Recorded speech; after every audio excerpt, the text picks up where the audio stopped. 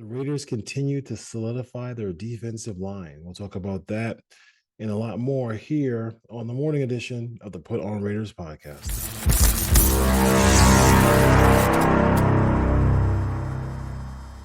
All right, back on the Put On Raiders podcast. Dwayne Douglas here. Morning edition. It's good morning to you. I hope you're off to work or wherever you got to do. Take the kids to school, all that stuff like that. Thank you for joining us here on the Put On Raiders podcast morning edition. So let's look at this real quick. The Raiders signed, they got Wilkins, they got Crosby, they got Adam Butler, and they also signed, they signed Butler, signed Jenkins recently. So the depth they have at defensive tackle really is going to help them because teams kind of didn't really force the issue running the football against the Raiders last year. I think if they did, we might have might have some different results in some of these games, but if they are able to stop the run, then you have the development of Tyree. You have proven commodities in Wilkins, Kuntz, and Crosby. So you have all those guys there going after the quarterback. And if they're able to get pressure without, we all know, get pressure without rushing, without having to blitz and just getting it with your bottom your four linemen, you're good to go. I mean, that's defense. I mean, that's what you want in this situation. So I think they are going to be a formidable defensive line if everybody stays healthy. I think at least you have depth there. In the past, you have not had that depth, which is depth can be an issue for the Raiders sometimes, and the Raiders get banged up, they get injured, they get a lot of injuries, and then next thing you know, you're in the second half of the year and you're playing street corners, or you're playing street defensive linemen, guys who weren't even in the league, and now they were, and I have to deal with that. So I do think that's really going to be something to look forward to. But the defensive line, I mean, that's how you get to the Super Bowl. That's how you get to the playoffs is having a really talented defensive line. Also need somebody under center to play quarterback too, and I know that's on everybody's mind as well too. So the quarterback position, we'll see what happens. I mean, it is what it is, but they're trying to build this team out, and you have to kind of just trust. I mean, you just got to kind of trust what Telesco's doing. I mean, he just is a guy who usually just kind of stays put, doesn't make a lot of movement in the draft. Um, just had Herbert. I mean, whether it's Herbert or Tua, in his situation. I mean, he ended up sitting there with Tua. I'm sorry, sitting there with Herbert, and Tua went to Miami. Both good quarterbacks, but I think we would all admit that if you really want to break it down, you would probably take Herbert right now over Tua, as the overall talent goes in the league. But we'll see. We'll see what happens with the quarterback position. But I do think the defensive line is something to be the Raiders are going to make their mark with in this league this year. Is that they're going to have a situation where they need to um, get after the quarterback, stop the run, set up these linebackers for success by doing their job up front. And I think the Raiders can do that. Cool. We love questions here on the pod too as well too. So got a couple of questions here. One from Jay wants to know after the deal Miami had with the Texans, what does it really look like for the quarterback position?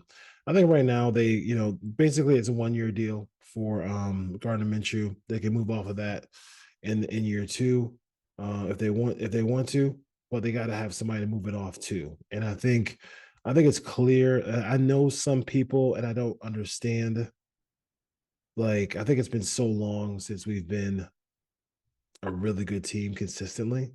The Raiders have shown like glimpses here and there, but I think we're really forgetting on what it looks like to have a really good quarterback, and they just don't have a really good quarterback on this who can play a really high level. And I think Gardner Minshew is a perfect stopgap guy. Like they weren't gonna go. You couldn't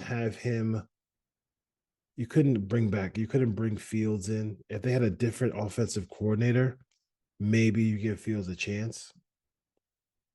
But I think, with Fields being, and Getsy failing so miserably in Chicago, you couldn't bring those guys back together and feel good about it. So the way I look at it is you have to go into this draft. And I think this draft is talented enough to take a chance on Penix or Knicks in the first round. I think it's talented enough. You're still going to get a good player in the second round. Maybe somebody wants to come up to 13 and then, in that situation, come up to 13 and then you can maybe trade back and get Penix or Knicks. But I think like I'd rather ride with that than try to recreate the wheel and try to go after Jordan Travis later on, or try to go after Joe Milton later on. Like, these guys, some of these guys are just not, they weren't productive players in college. And I know we can make excuses for everybody and all that stuff like that, but at least score points. And they had talent around them. So like if you at least score points, a lot of people are gonna say, "Oh, the SEC." Joe Milton is highly erratic, can throw the ball 80 yards, in the air, but like, is he's not an accurate quarterback. I mean, that's why he has those physical tools and he's where he is on draft boards. Like you got to look at it that way too. Like, you can't always think about all these different things and try to make somebody into something they're not. He's showing you that he's been inaccurate and he just needs to, and he's not going to be, he's not going to he's not a real NFL quarterback at this point in his career, at this point right now. He's not a great prospect, I should say. So I would stay away from that. Stay away from Spencer Rattler, 6 foot quarterback who doesn't have special escapability. Okay arm. I just not a big fan of Spencer Rattler, as far as that goes. Running back situation. What Bree wants to know from the 718 wants to know about that situation and what's next. Obviously, a lot of Raider fans were big Josh Jacobs fans. I mean, running back is a running back, and as far as getting attached to players, as soon as they traded Khalil Mack, that's when it was for me. I don't get attached to players anymore. It's about the Raiders, it's about the Shield and just winning games. I definitely was not attached to him. I commend him. I thought he's a really good running back. I think he's talented. I think he is the biggest thing that I like about Josh Jacobs is that he is grown as a blocker in the pass game, and I feel like he is made himself into a very viable weapon in the pass game when you throw him out of the backfield. He has been really good as far as that goes. But I would say you ride with what you got right now. You got Zamir. I mean, I wasn't a fan of bringing back Abdullah, but you have to understand that you have to have a core of players who play special teams, and Abdullah is going to play special teams for the Raiders.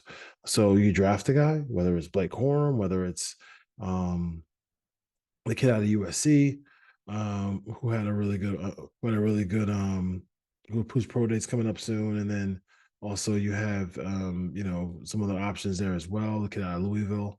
Um, so you got some pieces. You got players you can target, but I'm okay with because both Zamir White and